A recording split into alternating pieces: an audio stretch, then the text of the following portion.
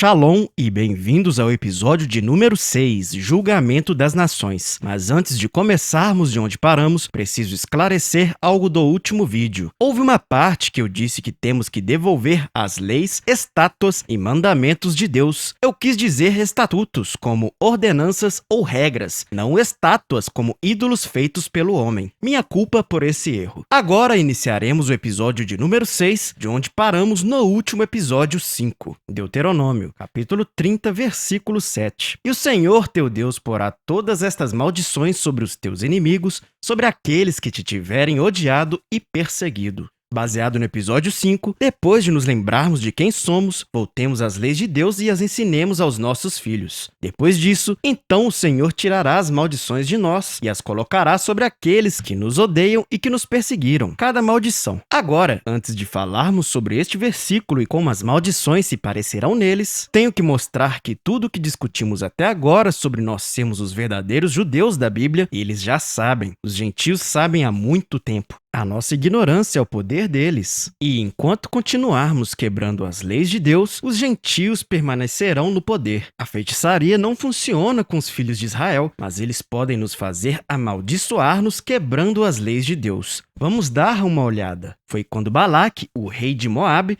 contratou Balaão como feiticeiro para amaldiçoar os filhos de Israel, depois que eles deixaram o Egito e começaram a conquistar outras nações. No entanto, todas as vezes que tentou, não obteve sucesso. A história começa em Números, capítulo 22, versículo 1, mas vamos pular para Números, capítulo 23, onde Balaão tentou amaldiçoar os israelitas. Mas Deus falou com Balaão e lhe deu instruções. Números, capítulo 23, versículos 16 e 22. E encontrando-se o Senhor com Balaão, pôs-lhe na boca uma palavra e disse: Volta para Balaque, e assim falarás. Voltou, pois, para ele, e eis que estava em pé junto ao seu holocausto, e os príncipes de Moabe com ele. Perguntou-lhe, pois, Balaque: Que falou o Senhor? Então proferiu Balaão a sua parábola, dizendo: Levanta-te, Balaque, e ouve. Escuta-me, filho de Zippor. Deus não é homem para que minta, nem filho do homem para que se arrependa. Porventura, tendo ele dito, não fará? Ou, havendo falado, não o cumprirá? Eis que recebi mandado de abençoar, pois ele tem abençoado, e eu não posso revogar. Não se observa iniquidade em Jacó, nem se vê maldade em Israel. O Senhor, seu Deus, é com ele. No meio dele se ouve a aclamação de um rei. É Deus que os vem tirando do Egito. As suas forças são como as do boi selvagem. Agora vamos parar aqui por um minuto. Balaão está dizendo a Balaque que Deus não vai mudar o que ele disse aos filhos de Israel e que ele não encontrou iniquidade em Jacó, o que significa que não há maldição que possa trabalhar contra nós. Vamos ver. Versículo 23. Contra Jacó, pois não há encantamento nem adivinhação contra Israel. Agora se dirá de Jacó e de Israel: Que coisas Deus tem feito. Eis que o povo se levanta como leoa e se ergue como leão. Não se deitará até que devore a presa e beba o sangue dos que foram mortos. Você vê que quando não houver maldições, seremos fortes como leões e destruiremos totalmente nossos inimigos. Agora iremos ver o Senhor dizer isso a respeito dos filhos de Israel nos últimos dias. Miqueias, capítulo 5, versículo 8. Também o resto de Jacó estará entre as nações, no meio de muitos povos, como um leão entre os animais do bosque, como um leão novo entre os rebanhos de ovelhas, o qual, quando passar, as pisará e despedaçará sem que haja quem as livre. A tua mão será exaltada sobre os teus adversários e serão exterminados todos os seus inimigos. Este capítulo está falando sobre nós durante os últimos dias, quando o Senhor começará a julgar as outras nações, como vimos em Deuteronômio, capítulo 30, versículo 7, e fortalecerá o restante de Jacó. Agora o resto de Jacó serão aqueles de nós que voltam para a Bíblia como está escrita. Nem todos nós vamos voltar. Alguns de nosso povo simplesmente não se importam.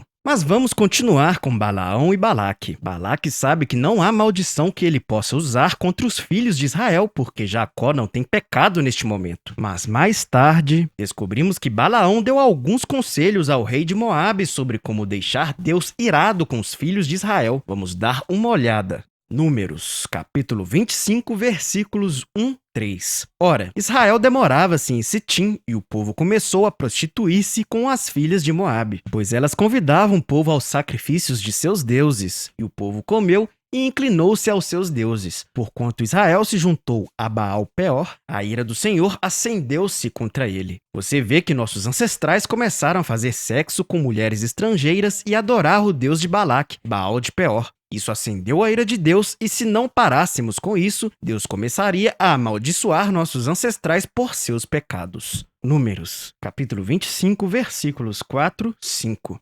Disse, pois, o Senhor a Moisés: toma todas as cabeças do povo e enforca-os ao Senhor diante do sol, para que a grande ira do Senhor se retire de Israel. Então Moisés disse aos juízes de Israel: mate cada um os seus homens que se juntaram a Baal-Peor. Se você continuar lendo este capítulo, depois que aqueles que cometeram este pecado foram mortos e a praga que o Senhor enviou foi embora, perceberá que este foi um truque das outras nações para fazer Israel pecar contra Deus, para que ele pudesse remover sua proteção contra nós. Todo mundo sabia disso, não era segredo. Isto é do livro de Judite, nos Apócrifos. Sim, os Apócrifos fazem parte da Bíblia original e foram retirados por pastores nos Estados Unidos em 1800. E sim, é inspirado por Deus, e vou provar isso em lições futuras. Mas por enquanto, vamos olhar para o livro de Judite. Foi quando os assírios estavam indo para a guerra com os israelitas do Reino do Norte, e um dos capitães estava dizendo ao general quem eram os israelitas e sua recomendação sobre como lidar com eles. Judite, capítulo 5, versículos 20 e 21. Agora, pois, meu senhor e governador, se houver algum erro contra este povo e pecarem contra o seu Deus, consideremos que esta será a sua ruína, e subamos e os venceremos. Mas se não houver iniquidade na sua nação, passe agora, meu senhor, para que seu senhor não os defenda, e seu Deus seja por eles, e nos tornemos opróbrio diante de todo mundo. Não é um segredo sobre como derrotar os filhos de Israel. Asaf reclamou com Deus sobre como outras nações estão conspirando para derrotar Israel. Salmos,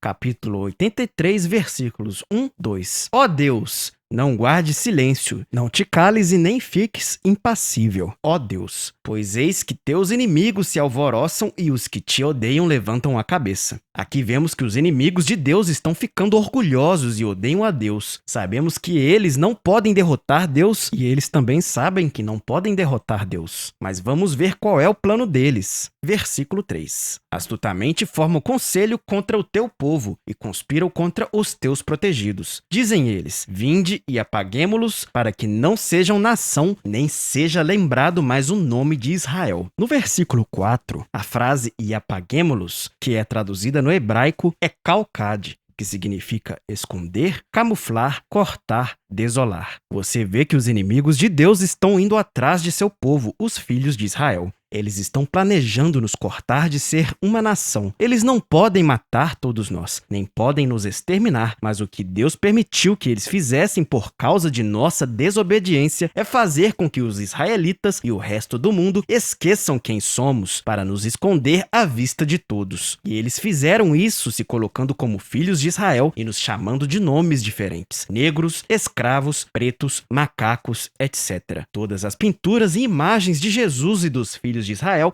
foram mudadas de pessoas de pele escura para pessoas brancas. Os gregos iniciaram esse processo de mudança das imagens do nosso livro durante o Império Grego, quando estavam atacando nossos ancestrais em Israel. Isso está nos Macabeus, que também está nos Apócrifos. É uma loucura que os mesmos opressores que nos ensinaram coisas erradas sobre a Bíblia também nos digam para não lermos livros que faziam parte das traduções originais da Bíblia. Eles sabiam que nosso povo estava descobrindo isso durante a escravidão, e é por isso que eles tiraram esses livros da Bíblia e disseram a todos para não lê-los. Então vamos ler. Se sua Bíblia também não tem os apócrifos, encontre uma que tenha. Macabeus, capítulo 3, versículo 48. E abriu o livro da lei, onde os pagãos haviam procurado pintar a semelhança de suas imagens. Agora vamos dar uma olhada em algumas das imagens originais de nosso povo antes de mudar. Muitas dessas imagens originais podem ser encontradas em igrejas e museus na Rússia.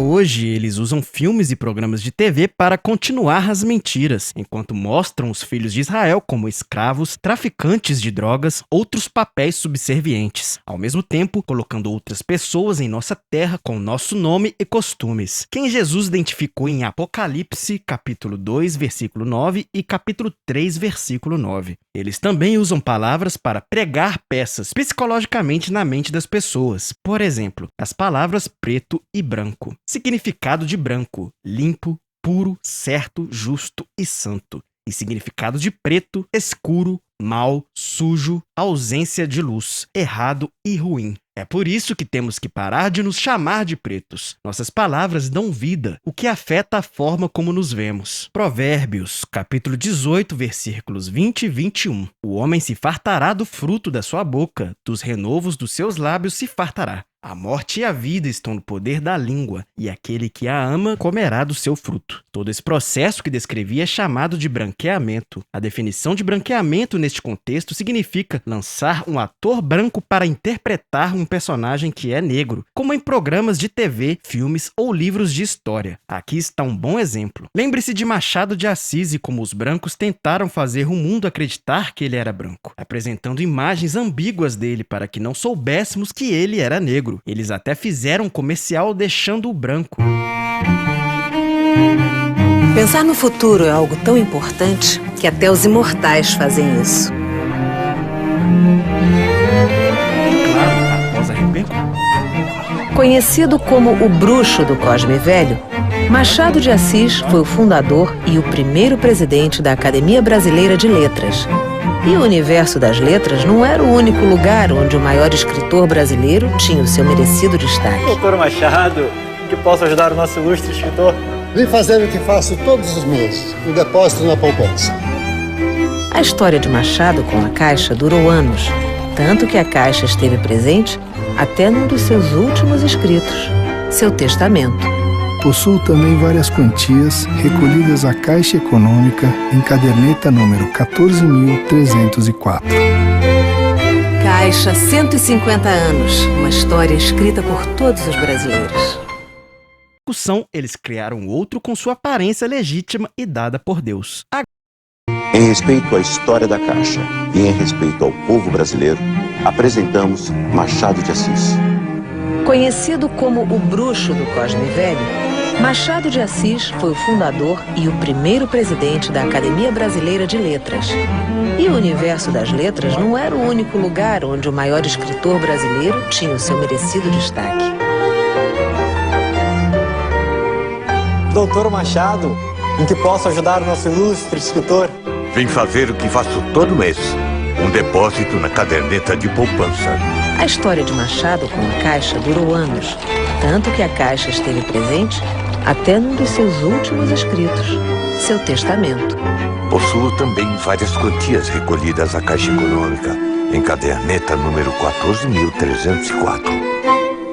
Agora, de volta a este plano para manter os filhos de Israel suprimidos como nação, a pior tática foi usar nossa própria Bíblia contra nós. Eles sabiam quando nos conquistaram e pioraram nossa aflição, certificando-se de que continuamos quebrando as leis de Deus. Por exemplo, Deuteronômio capítulo 14, versículo 3. Nenhuma coisa abominável comereis. Levítico capítulo 11, versículos 1, 4. Falou o Senhor a Moisés e a Arão, dizendo-lhes: Direi aos filhos de Israel, estes são os animais que podereis comer dentre todos os animais que há sobre a terra. Dentre os animais, todos os que têm a unha fendida, de sorte que se divide em duas, o que rumina, esse podereis comer. Os seguintes, contudo, não comereis, dentre os que ruminam e dentre os que têm a unha fendida. O camelo, porque rumina, mas não tem a unha fendida. Esse vos será imundo. Agora, os animais terrestres que os filhos de Israel podem comer de acordo com a lei do Senhor são estes: